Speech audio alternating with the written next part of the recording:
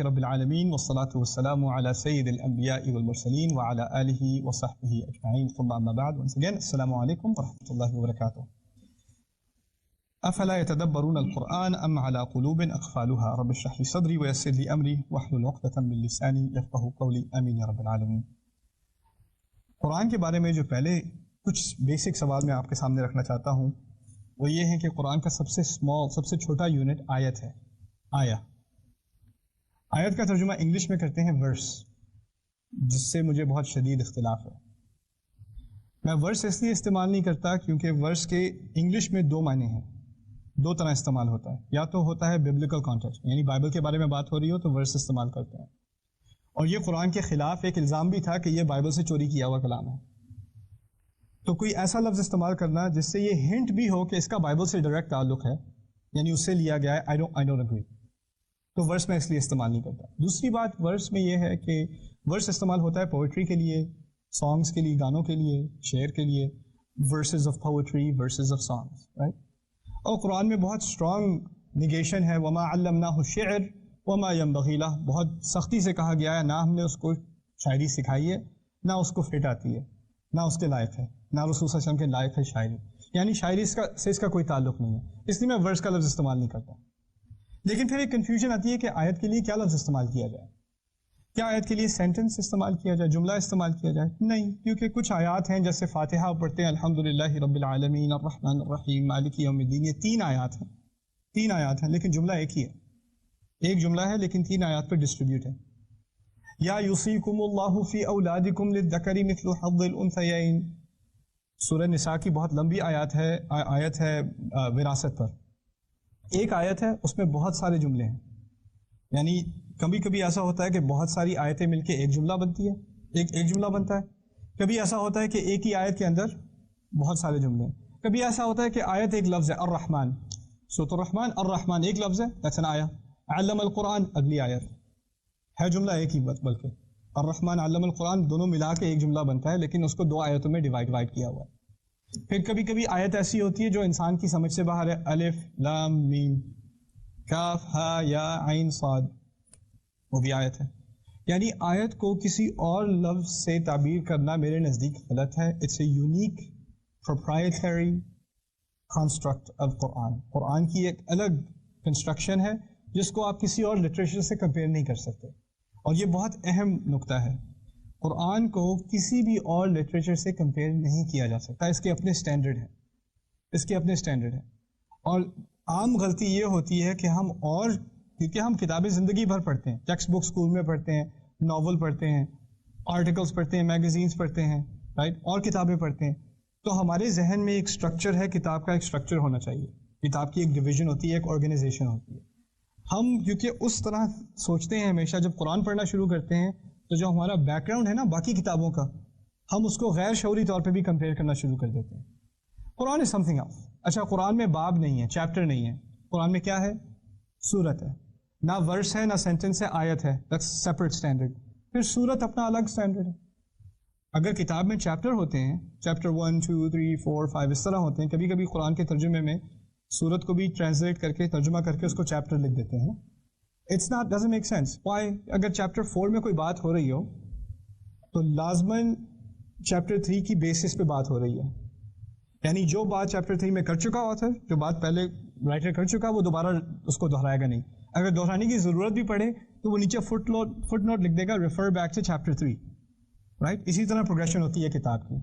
اور کتاب میں یہ بھی ہے کہ اگر آپ کوئی کتاب کسی بھی سبجیکٹ پہ آپ لیں اور اس کا 10واں چیپٹر پڑھنا شروع کر دیں پہلے چیپٹر پڑھنے سے پہلے، بات سمجھ میں آئے گی کہ نہیں آئے گی؟ نہیں. اگر کتاب کو ٹھیک طرح سمجھنا ہے تو شروع سے پڑھو، پہلا چیپٹر پڑھو، پھر اس کی انٹروڈکشن، پھر پہلا چیپٹر، پھر دوسرا، پھر تیسرا، پھر چوتھا. اگر آپ اس سیکوینس میں نہیں گئے تو آپ کو بات سمجھ میں نہیں آئے گی. قرآن کا یہ مسئلہ ہے کہ نہیں؟ بالکل نہیں.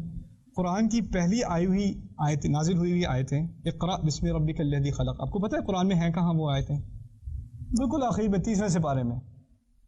یعنی جو بات شروع میں سمجھ آ گئی تھی انسان کو، جو پہلا پیغام تھا انسان کو، وہ آخر میں. بلکہ جو قرآن کا آخری حصہ ہے اس میں زیادہ تر اکثریت مکی صورتوں کی ہے، اور مکی صورتیں سب سے پہلے نازل ہوئی تھیں، وہ قرآن کے آخر میں ہیں. بات کہنے کا مقصد یہ ہے کہ اگر آپ آخر میں جا کر قل هو اللہ احد اللہ الصمد لم یلد ولم یولد ولم یکن له کفوا احد، اگر آپ صرف وہ اکیلی صورت الگ سے پڑھ لیں، اس کا مطلب یہ نہیں ہے کہ آپ کو اس سے پہلے 110 صورتیں پہلے پڑھنی چاہیے تھیں پھر یہ صورت سمجھ میں آتی، ایسی بات نہیں ہے. یعنی صورت ایک طرح سے انڈیپینڈنٹ ہے، ایک طرح سے وہ انڈیپینڈنٹ ہے. کچھ تعلق ہے باقی صورتوں سے، لیکن کافی وجہ سے ہر صورت ایک طرح سے انڈیپینڈنٹ بھی ہے. لیکن چیپٹر کی یہ بات نہیں ہوتی، ہر چیپٹر دوسرے چیپٹر کے ساتھ ڈیپینڈنٹ ہوتا ہے، لگا ہوتا ہے، جڑا ہوتا ہے، اور آپ اس کو اپنی جگہ سے ہٹا بھی نہیں سکتے. ٹھیک ہے نا؟ تو سورہ از ناٹ چیپٹر، آیا is not verse, it's it's own standard, it's own standard. پھر ایک بہت اہم بات جو اس انٹروڈکشن میں کر دینی چاہیے، قرآن، سوال یہ ہوتا ہے کہ یا تو قرآن تقریر ہے، کلام ہے، یا کتاب ہے، لکھی ہوئی چیز ہے یا بولی ہوئی چیز ہے. یہ سوال ہے، بہت ضروری سوال ہے. انسان کے لکھنے میں اور انسان کے بولنے میں زمین آسمان کا فرق ہے. ابھی میں آپ سے بول رہا ہوں، اور جب میں بولتا ہوں تو میری زبان میں غلطی بھی ہوتی ہے، میں اپنے آپ کو ریپیٹ بھی کرتا ہوں، غلطی سے انگریزی کے لفظ بھی بیچ میں داخل کر دیتا ہوں، کرتا ہوں کہ نہیں؟ انسان کی سپیچ میں اگر انگریزی میں ہو، اردو میں ہو، کسی بھی زبان میں ہو، غلطی لازمی ہے، وہ ہوتی ہے. اور پھر انسان اپنے آپ کو کریکٹ بھی کرتا ہے، واپس جا کے دوبارہ اپنے آپ کو ریپیٹ بھی کر دیتا ہے. ٹھیک ہے نا؟ اچھا، فرض کریں کہ میں کوئی تقریر دے رہا ہوں اور کسی نے اس تقریر کا ٹرانسکرپٹ، پوری ریکارڈنگ اس کو ٹائپ کر دیا، اس میں ریپیٹیشن ہوگی کہ نہیں؟ لازمی ہوگی. اس میں گرامیٹیکل مسٹیکس، غلطیاں ہوں گی کہ نہیں؟ تو اس کو ایڈٹ کرنا پڑے گا کہ نہیں؟ لازمی. یہ بات سمجھنے کی ضرورت ہے کہ قرآن جب نازل ہوا تو نہ رسول صلی اللہ علیہ وسلم کے سامنے ایک لکھی ہوئی کتاب تھی، ہوتی بھی وما كنت تتلو من قبله من کتاب وما تخطه بيمينك، آپ تو پڑھتے ہی نہیں ہیں کتاب. قرآن میں خدا آیت نازل ہو گئی، آپ تو پڑھنے والے ہیں ہی نہیں، اور آپ اپنے ہاتھ سے لکھ بھی نہیں سکتے. وما تخطه بيمينك اذا لارتاب المبطلون، اگر جو لوگ آپ کو جھوٹا کہتے ہیں ان کو کوئی شک ہو رہا ہے تو وہ دکھا دے کہاں سے پڑھ رہے ہیں. لیکن یہ سمجھنے کی ضرورت ہے کہ قرآن شروع سے ہی اپنے آپ کو کتاب کہتا ہے. کتاب کہا جاتا ہے جو چیز باؤنڈ، پرنٹڈ، ٹائپڈ، ریٹن، اسے کتاب کہتے ہیں. لوگوں کے سامنے کتاب تھی کہ نہیں؟ لوگوں کے سامنے کوئی کتاب نہیں تھی. کتاب ہوتی بھی تو کس کے ہاتھ میں ہوتی؟ رسول کے ہاتھ میں ہوتی. رسول کے ہاتھ میں کتاب کا کیا فائدہ؟ اس رسول کو تو پڑھنا نہیں آتا صلی اللہ علیہ وسلم.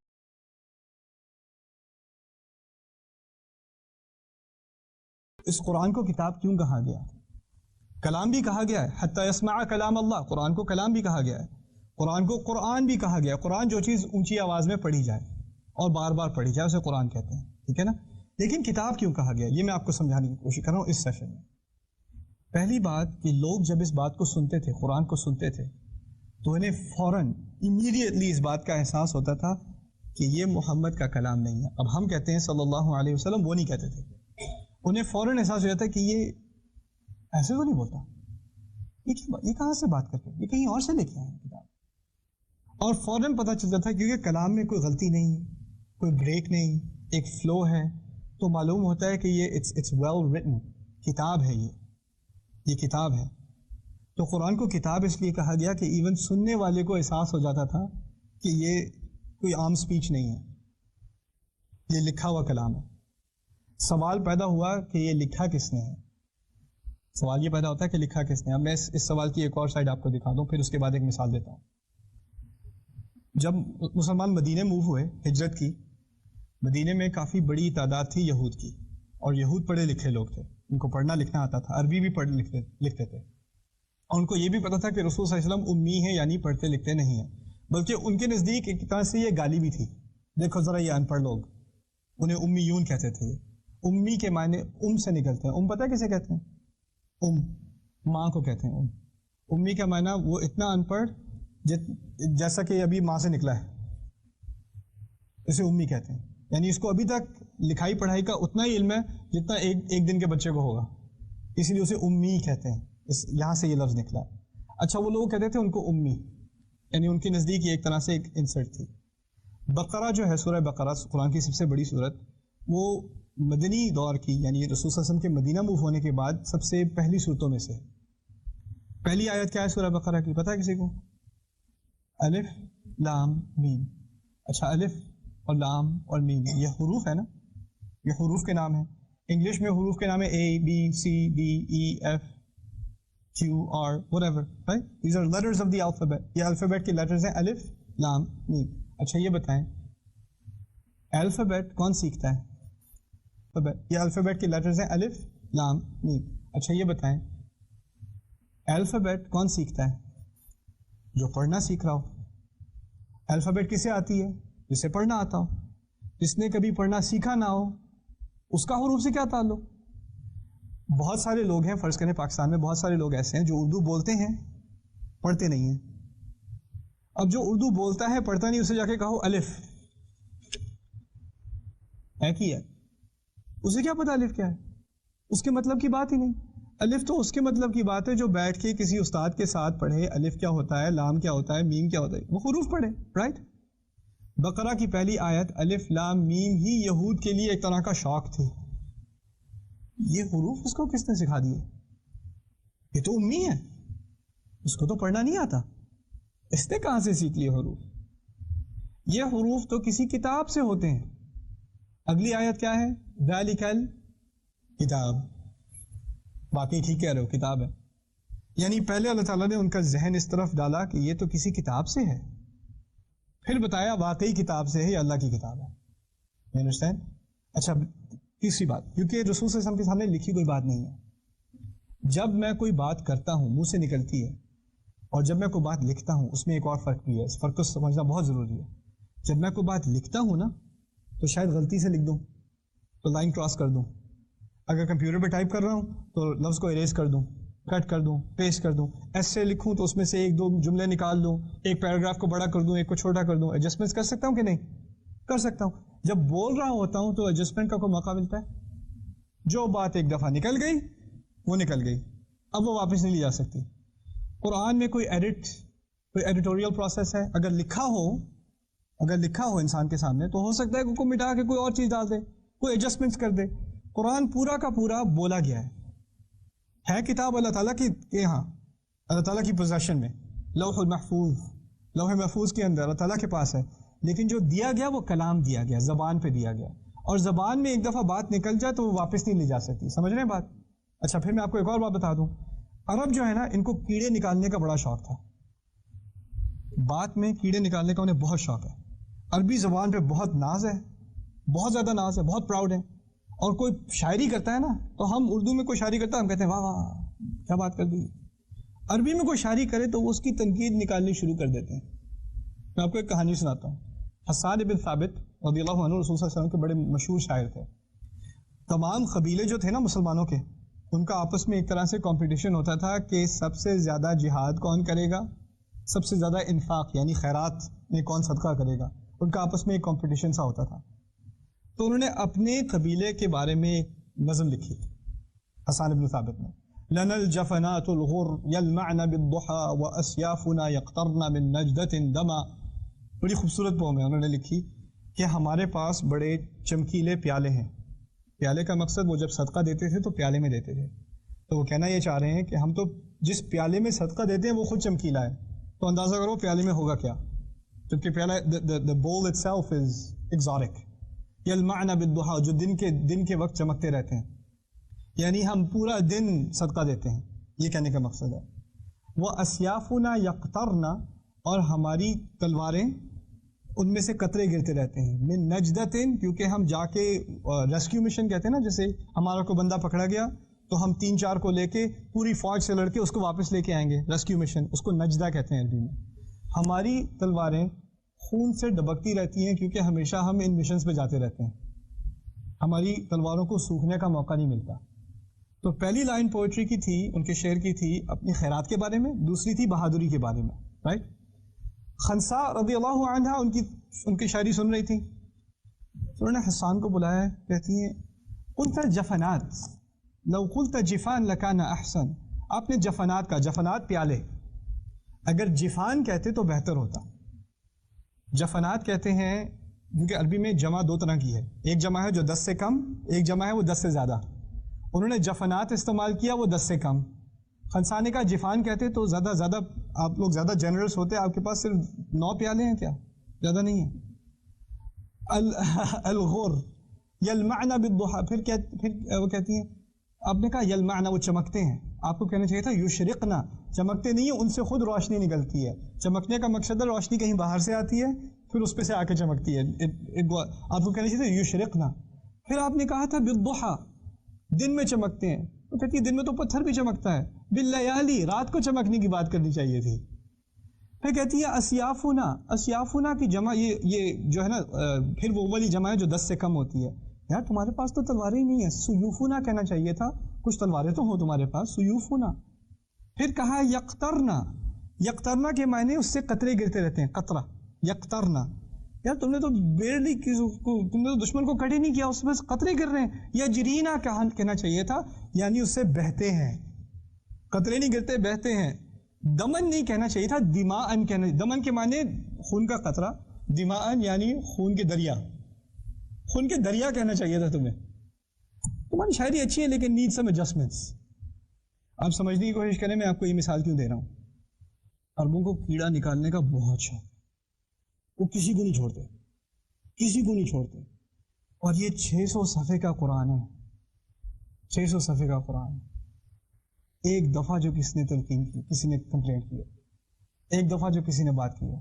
رسول صلی اللہ علیہ وسلم کے پاس ایک آدمی آیا, کہتا ہے تمہارے قرآن میں 3 غلطیاں, ہم نے کبھی یہ 3 الفاظ نہیں سنے, ہمارے یہاں ہے ہی نہیں. قرآن کہتا ہے کبار ومکروا مکرن کبارا, ہم کبار کا لفظ استعمال نہیں کرتے, کبیر استعمال کرتے ہیں. کبیر سنا ہے کبھی پہلے؟ قرآن میں کبار بھی استعمال ہوا ہے. کبار غلط ہے, یہ عربی نہیں ہے. رسول صاحب نے کہا اور بتاؤ اور کیا مسئلہ ہے؟ کہتا ہے کہ تمہارے قرآن میں عجاب کا لفظ استعمال ہوا ہے. ان ھذا لشیء عجیب, ان ھذا لشیء عجاب. عجیب تو سمجھ آتا ہے, یہ عجاب کیا ہے؟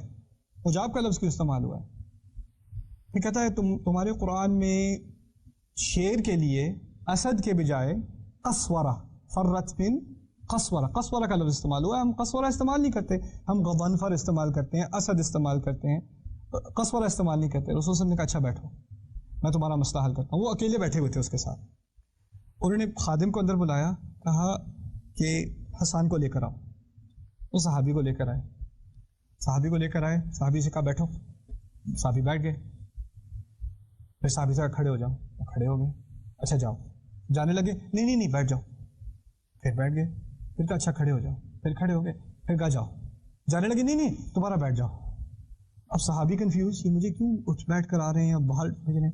حیران ہو کے کہتے ہیں رسول صلی اللہ علیہ وسلم, یا قسورۃ العرب انت کبارنا ھذا شیء عجاب.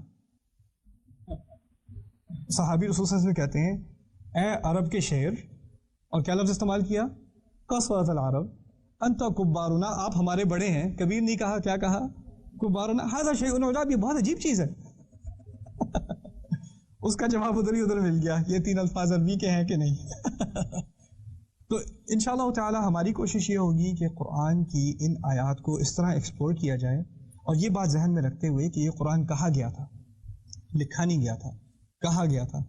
اس بات کو سامنے رکھتے ہوئے کچھ ایسی مثالیں ہم اس پہ سے گزریں گے کہ انسان, میں خود حیران رہ گیا ہوں کہ یہ کیسے ممکن ہے کہ یہ کہا گیا ہے, لکھا نہیں گیا, کیسے ممکن ہے؟ انسان baffled, حیرانی میں رہ جاتا ہے. تو ہوپ فلی انشاءاللہ ان کچھ مثالوں کو میں آپ کے سامنے رکھ سکوں گا سکسیسفلی. بارک اللہ لی ولکم, والسلام علیکم. الحمد للہ رب العالمین, والصلاة والسلام علی سید الانبیاء والمرسلین وعلی آلہ وصحبہ اجمعین, ثم اما بعد فاعوذ باللہ من الشیطان الرجیم. وإن كنتم في ريب مما نزلنا على عبدنا فأتوا بسورة من مثله وادعوا شهداءكم من دون الله إن كنتم صادقين. رب اشرح لي صدري ويسر لي أمري واحلل عقدة من لساني يفقهوا قولي. آمین یا رب العالمین. ثم اما بعد, once again السلام علیکم ورحمۃ اللہ وبرکاتہ.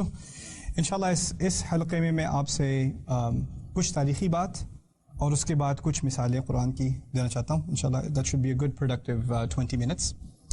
پہلی بات میں آپ سے یہ کرنا چاہتا ہوں کہ قرآن میں 3 مرتبہ اور ایکچولی ایٹ لیسٹ 2 مرتبہ ایک چیلنج کا ذکر ہے صورتوں سے متعلق. تو ایک دفعہ سورہ ہود میں جو کہ مکی ہے, ام یقولون افتراہ, یا تو یہ کہتے ہیں کہ انہوں نے اپنی طرف سے گھڑا ہوا ہے قرآن, اپنی طرف سے بنایا ہوا ہے. قل فأتوا بعشر سور مثلہ مفتریات, پھر ان سے کہہ دو کہ یہ اسی طرح کی 10 صورتیں لے آئیں جو بھی ان کی اپنی طرف سے بنائی ہوئی. اگر یہ بنایا ہوا ہے تو بنائی ہوئی صورتیں 10 لے آئیں.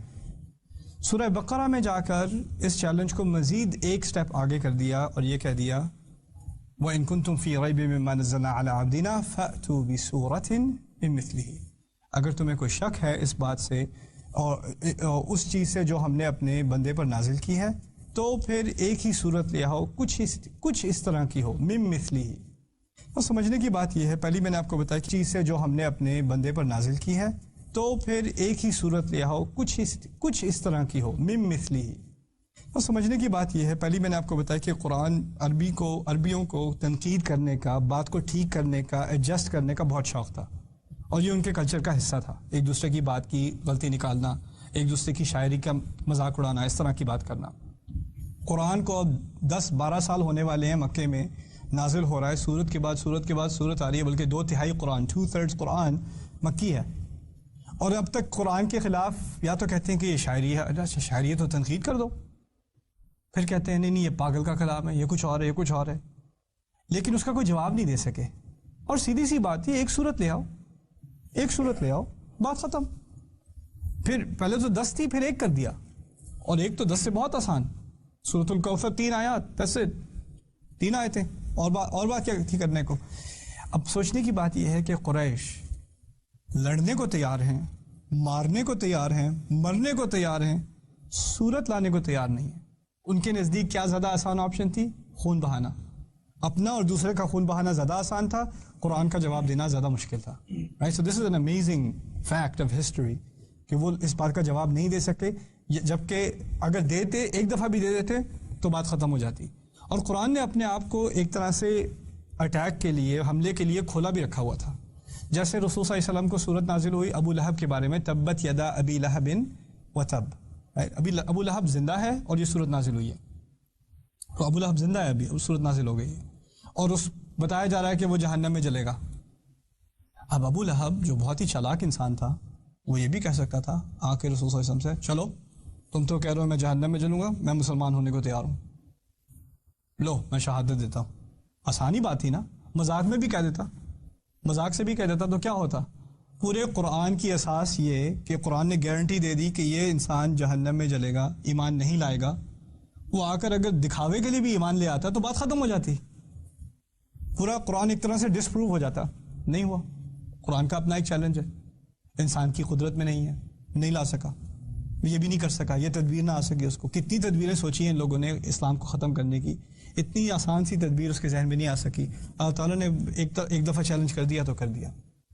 اچھا، میں نے بار بار یہ بات دہرانے کی کوشش کی تھی کہ قرآن جب پہلے نازل ہوا تو ایک کلام ہے، کتابی شکل میں اللہ تعالیٰ کے پاس ہے، لیکن جب لوگوں نے اس کو ایکسپیرینس کیا تو لوگوں نے صرف رسول صلی اللہ علیہ وسلم کی زبان سنی ہے، ان کے سامنے کوئی کاغذات نہیں تھے، کوئی پیپرز نہیں تھے، کوئی بک نہیں تھی پڑھنے کو، وہ صرف انہوں نے رسول صلی اللہ علیہ وسلم کے الفاظ سنے، اور یہ الفاظ 23 سال نازل ہوتے رہے۔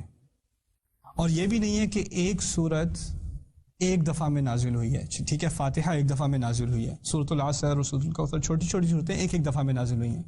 بقرہ کو 10 سال لگے ہیں، سورہ بقرہ کو نازل ہوتے ہوئے 10 سال لگے ہیں۔ اب سوچنے کی کوشش کریں، اگر سورہ بقرہ کو 10 سال لگے ہیں، جس کا مطلب ہے پورا مدنی دور، مدینہ کی سب سے پہلی آیات بقرہ سے ہیں، اور مدینہ کی کچھ سب سے آخری آیات وہ بھی بقرہ سے ہیں، ٹھیک ہے نا، تو شروع اور آخر کا مدنی کا دور وہ تمام بقرہ میں کور ہے۔ اب اسی 10 سال میں باقی مدنی قرآن بھی نازل ہوا ہے۔ مدنی قرآن کا مطلب 1/3، 1/3 قرآن کا اسی دور میں نازل ہوا ہے، یعنی بہت ساری صورتیں اسی وقت آ رہی ہیں، اور بقرہ بھی ابھی مکمل نہیں ہوئی، اور رسول صلی اللہ علیہ وسلم کو پتہ ہے یہ آیت اس صورت میں جائے گی، یہ آیت اس صورت میں جائے گی، یہ آیت یہاں آئے گی، یہ آیت وہاں جائے گی، یہ صورت وہاں جائے گی، یہ صورت وہاں جائے گی، لیکن اس میں سے کوئی بھی چیز کتابی شکل میں نہیں ہو رہی، پورا کا پورا معاملہ وہی کا ہے۔ رسول پاک کو دل میں پتہ ہے صلی اللہ علیہ وسلم کون سی صورت کہاں، کون سی آیت کہاں جائے گی، یہ آیت مدنی ہے لیکن یہ اس صورت کی ہے، یہ آیت مدنی ہے لیکن یہ اس صورت کی ہے، یہ ان کو پتہ ہے علیہ الصلوۃ والسلام۔ اچھا، اب 23 سال ہو گئے ہیں، اب ہمارے پاس یہ کتاب اس سیرت کے دور کے بعد جب پہلی دفعہ پرنٹ میں آئی، پہلی دفعہ لکھی گئی، پھر اس کے بعد چھپی، اب ہمارے پاس اس کی لاکھوں millions of copies of this book. اب ہمارے سامنے کچھ ایسی باتیں سامنے آ رہی ہیں قرآن کے بارے میں جو پہلے کبھی ہمارے سامنے نہیں آئی تھی، کیونکہ اب یہ ممکن ہے کہ آپ قرآن کو اس کے ایک لفظ کو آپ گن سکیں، اس کی گنتی کر سکیں، اس میں لام کتنی دفعہ ہے، الف کتنی دفعہ ہے، میم کتنی دفعہ ہے، یہ گنتی پہلے ممکن نہیں تھی، کیوں ممکن نہیں تھی؟ کیونکہ یاد کیا ہوا تھا زبان سے، کاغذ پہ تو تھا نہیں۔ تو اب اس گنتی کے بعد کچھ عجیب چیزیں قرآن کے بارے میں سامنے آئی، میں ان میں سے کچھ چیزیں آپ کے سامنے رکھ دوں، پھر ولید بن مغیرہ کی مثال انشاءاللہ۔ قرآن میں دنیا کا لفظ الدنیا 115 دفعہ استعمال ہوا ہے پورے قرآن میں، کچھ مکی کچھ مدنی، 115 مرتبہ 115 ٹائمز۔ آخرت کا لفظ بھی 115 دفعہ استعمال ہوا ہے، دنیا 115 دفعہ اور آخرت 115 ٹائمز دنیا، 150 ٹائمز آخرہ۔ اب آپ اندازہ کریں میں آپ سے بات کر رہا ہوں وہ 1 گھنٹہ 1.5 گھنٹہ، اس بات کے دوران مجھے یاد ہے میں نے دنیا کتنی دفعہ استعمال کیا ہے، آخرت کتنی دفعہ استعمال کیا ہے، یہ مجھے یاد رہ سکتا ہے؟ اب فرض کریں میں آپ کو سکھا رہا ہوں 600 صفحے کی کتاب 23 سال سے سکھا رہا ہوں، اس میں سے ایک لفظ میں نے خود نہ لکھا نہ پڑھا، لیکن پورے درس کے آخر میں دنیا کا لفظ اور آخرت کا لفظ ایک ہی نمبر 115 مرتبہ دونوں۔ Is that possible? It doesn't make any sense. پھر دوسری بات الملائکہ، ملائکہ کیا مطلب ہے پتہ ہے؟ فرشتے۔ ملائکہ I don't know how to say it in Urdu. 88 Very good. 88 My mother will be proud. 88 مرتبہ استعمال ہوا ہے ملائکہ۔ Guess what? شیاطین کتنی دفعہ ذکر کیا گیا ہے؟ 88 مرتبہ۔ پھر موت کا ذکر قرآن میں 145 مرتبہ ہے، 145 times موت کا ذکر ہے۔ Guess what? الحیات، زندگی 145 مرتبہ۔ سبحان اللہ۔ الکفر، کفر کا ترجمہ بھی کفر اردو میں 17 مرتبہ کفر کا ذکر ہے۔ الایمان 17 مرتبہ ایمان کا ذکر ہے۔ ابلیس کا ذکر 11 مرتبہ ہے نام سے، ابلیس کو 11 مرتبہ پکارا گیا ہے نام سے، اور 11 ہی مرتبہ قرآن میں شیطان سے پناہ لینے کا ذکر ہے۔ الاستعاذہ من الشیطان، اعوذ باللہ من الشیطان الرجیم، فاستعذ باللہ من الشیطان الرجیم 11 مرتبہ۔ اور پھر سب سے عجیب، مہینے کا لفظ قرآن میں ہے شہر، مہینے کا لفظ ہے شہر، 12 مرتبہ استعمال ہوا ہے۔ عجیب۔ صلوات کیا ہے؟ صلات کی جمع، صلات کیسے کہتے ہیں؟ نماز کو۔ صلوات جمع کا لفظ 5 مرتبہ استعمال ہوا ہے۔ قرآن میں آپ نے نوٹ کیا ہوگا کہ کافی مرتبہ اللہ تعالیٰ فرماتے ہیں کہ کافر یہ کہتے ہیں، وہ لوگ یہ کہتے ہیں، انہوں نے یہ کہا، قالو انہوں نے کہا۔ اور کئی دفعہ آپ نے قرآن میں نوٹس کیا ہوگا اللہ تعالیٰ کہتے ہیں قل، یہ کہہ دو، قل یا ایھا الکافرون، قل هو اللہ احد، قل اعوذ برب الفلق، رائٹ، قل انی رسول اللہ الیکم۔ تو قل کہتے ہیں کہہ دو، اور قالو کی کیا مطلب؟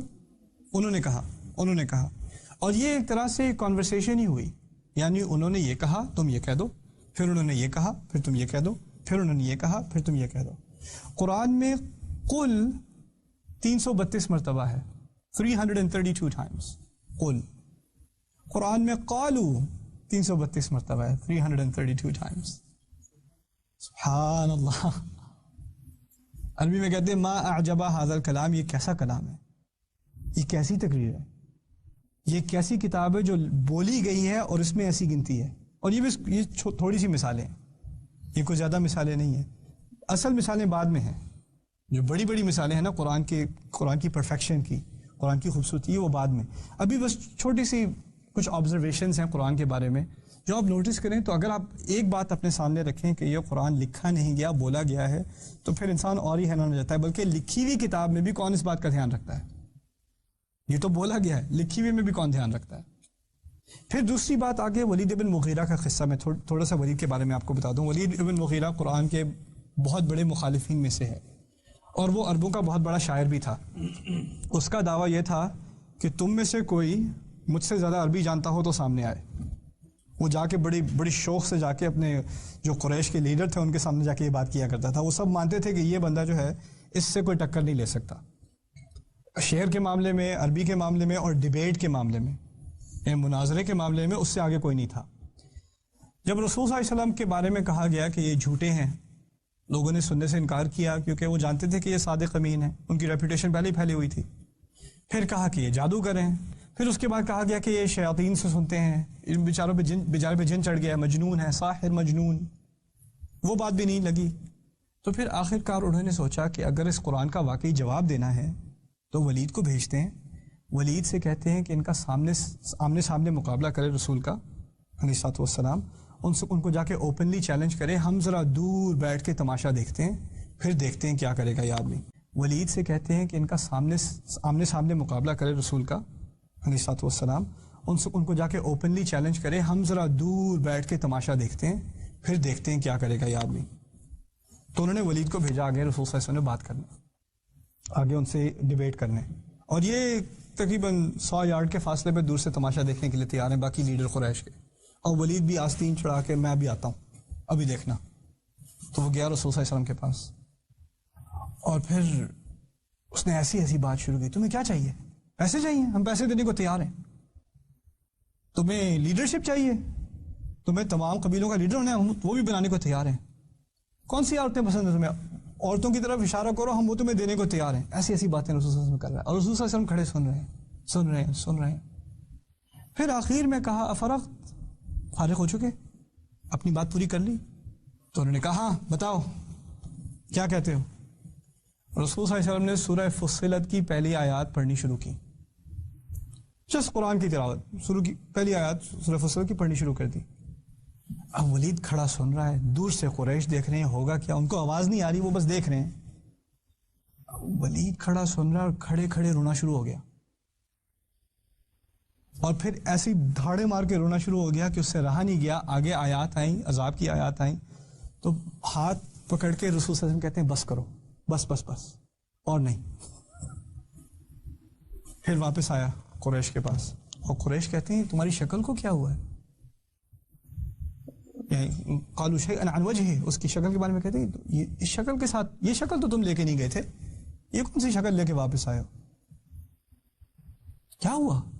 کہتے ہیں میں اللہ کی قسم اس کے کلام میں کوئی مٹھاس ہے, وَإِنَّهُ يَعْلُو وَلَا يُعْلَى عَلَيْهِ, اور یہ کلام چھائے گا, اس پہ کوئی چیز نہیں چھا سکتی. یہ اس کا کلام ہے, ولید بن مغیرہ کا کلام ہے. اب ان لوگوں نے سنا تو کہتے ہیں سحرک, اس نے تو تم پہ بھی جادو کر دیا, تمہیں اس کا جادو توڑنا تھا. تو اس نے بھی کہا قولوا ما شئتم, تم نے جو کہنا ہے کہو, میں نے جو کہنا تھا کہہ دیا, اس کا مقابلہ میں نہیں کر سکتا, یہ انسان کا کلام نہیں ہے.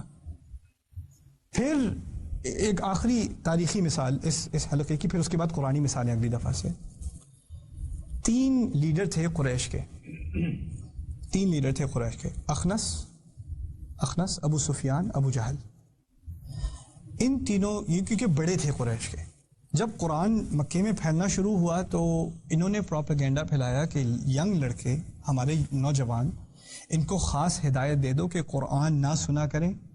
وَلَا تَسْمَعُوا لِهَذَا الْقُرْآنِ وَأَلْغَوْا فِيهِ لَعَلَّكُمْ تَغْلِبُونَ, اس قرآن کو مت سنا کرو, اور اگر یہ پڑھا جا رہا ہو تو بہت اونچی آوازیں نکالا کرو, یا گانے لگا دیا کرو, یا گانے والیوں کو بلا لیا کرو, کانسرٹ شروع کر دیا کرو, تاکہ یہ قرآن کی آواز اندر نہ جائے. اسی طرح تم غالب آؤ گے, ورنہ اس میں جادو ہے, تم پر یہ اثر کر جائے گا, تمہاری فیملی برباد کر دے گا, تمہارے قبیلے سے تم ہٹ جاؤ گے, پاگل ہو جاؤ گے. اس لیے ہم تمہیں بچانا چاہ رہے ہیں, ہم بڑے ہیں قریش کے, ہماری بات سنا کرو. تو انہوں نے بزرگ کے ناطے ینگ لڑکوں کو یہ ہدایت دی کہ جب کبھی قرآن غلطی سے بھی سننے کو ملے تو آواز ڈال دو, کوئی نہ کوئی شور مچا دو. مزے کی بات یہ کہ ان میں سے ایک آخر کار مسلمان ہو گئے, ابو سفیان آخر کار مسلمان ہو گئے. اب مسلمان ہونے کے بعد یہ کہانی بتاتے ہیں جو پہلے ہوا کرتی تھی.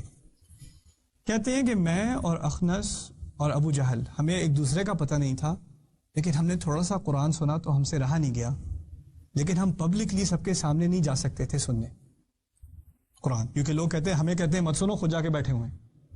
تو ہمیں پتہ تھا رات کو رسول جو ہے وہ قیام کرتا ہے گھر میں, رات کو تہجد پڑھتا ہے اور اونچی آواز میں پڑھتا ہے. تو ہم رسول کے گھر کے باہر ایک دیوار لگا کے میں ساری رات سنا کرتا تھا قرآن. ابو سفیان کہتا ہے صبح ہونے کو آئی, صبح ہونے سے پہلے میں نے کہا میں نکل جاؤں, پکڑا جاؤں گا. واپس جا رہا ہے تو دوسری طرف سے اخنس اور تیسری طرف سے ابو جہل بھی واپس آ رہے ہیں, ایک دوسرے کو پکڑے گئے, تم یہاں کیا کر رہے ہو, تم کیا کر رہے ہو, تم کیا کر رہے ہو. اچھا ایسا کرو, اللہ کی قسم کھاؤ آئندہ کبھی واپس مت آنا, اگر واپس آئے تو ان لوگوں کو پتہ چل جائے گا ہمارے جو نوجوان ہیں وہ ہماری بات کبھی نہیں سنیں گے. چلو بھائی قسم کھا لیا, واپس نہیں آ رہے. دوسرے دن ابو سفیان سے رہا نہیں گیا, وہ دوبارہ آ گیا.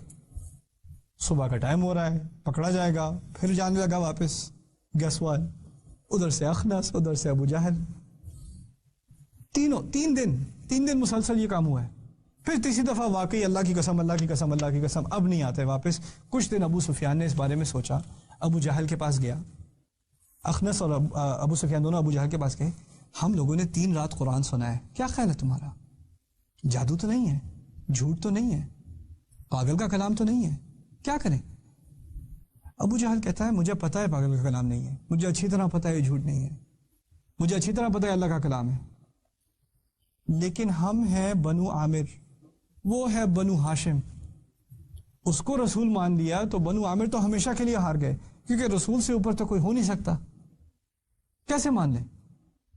برادری کی بات تھی، برادری کی بات تھی، سٹیٹس قبیلے کی بات تھی، حق اور باطل کی بات نہیں تھی. ورنہ یہاں تک کہ کافر بھی رات لگائے ہوئے قرآن سن رہا تھا، کافر بھی. اب آخری بات میں آپ سے کر دوں، سوچنے کی بات ہے. اب تراویحوں کے دن ہے، لوگ کہاں جاتے ہیں تراویح پڑھنے؟ وہ ایسی مسجد میں جاتے ہیں جہاں سب سے تیز پڑھائی جا رہی ہو. وہ سٹاپ واچ لے کے جاتے ہیں، جہاں سب سے تیز پڑھائی جا رہی ہو، جہاں جلدی سے فارغ ہو جائیں وہاں جاتے ہیں. ایسا ہی نہیں ہے؟ اور کھڑے بھی ہوں گے نماز میں، کوئی آرام سے پڑھا رہا ہوگا تو بڑی تکلیف ہوتی ہے، یار یہ کیا، مولوی صاحب کو کہتے ذرا جلدی کر دیں، اب بہت بھاری افطار کھایا تھا، اتنا قرآن سننے کا ہمارے پاس تحمل نہیں ہے. اس وقت کا کافر ساری رات چھپ چھپ کے قرآن سن رہا ہے، اور اس وقت کا مسلمان مسجد میں کھڑا ہو کے رکوع کب آئے گا یار، فارغ کر بھی دو یار.